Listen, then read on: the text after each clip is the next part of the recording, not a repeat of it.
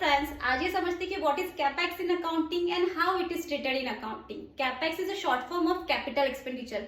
कोई भी ऐसे एक्सपेंसेस जिसे कंपनी करती है कोई एसेट परचेस करने के लिए जिसका बेनिफिट कंपनी को मोर देन 1 ईयर तक होने वाला है। ओके, सो अब किया हुआ कोई भी एक्सपेंसेस कैपिटल एक्सपेंडिचर के अंडर आता है, यानी इसे कैसे मेजर करेंगे। फर्स्ट पॉइंट ये है कि कैपिटल एक्सपेंडिचर हमेशा बिग एक्सपेंसेस होते हैं।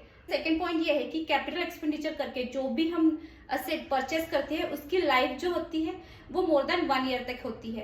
देन जो थर्ड पॉइंट है, जो असेट हमने परचेस की है या फिर जो भी गुड्स हमने परचेस किया है उसकी रिसेल वैल्यू भी होती है।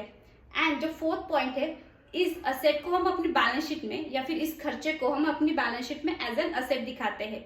सपोज करते हैं कि कंपनी ने कोई लैपटॉप परचेस किया है फॉर ऑफिशियल यूज, तो अब हमें ये मेजर करना है कि ये परचेस किया हुआ लैपटॉप कैपिटल एक्सपेंडिचर है या नहीं। तो लैपटॉप की वैल्यू है वर्थ ₹1 लाख। अब 1 lakh is a big amount, so ये हाई एक्सपेंसेस है। सेकेंड चीज ये है कि लैपटॉप का यूज हमें मोर देन 1 ईयर तक होने वाला है, तो ऑब्वियसली ये कैपिटल एक्सपेंडिचर के अंदर आता है। देन जो थर्ड पॉइंट है, इसकी रीसेल वैल्यू भी होगी क्योंकि हम इसे बैलेंस शीट में एज एन असेट दिखाएंगे, तो इस पे डेप्रिसिएशन भी अप्लाई होगा और इसकी रीसेल वैल्यू भी क्रिएट होगी। एंड जो लास्ट पॉइंट है, इसका बेनिफिट हमें मोर देन 1 ईयर तक होने वाला है। सो लैपटॉप हमारे लिए हो गया कैपिटल एक्सपेंडिचर और उसे हम अपने बैलेंस शीट में एज एन फिक्स असेट दिखाएंगे।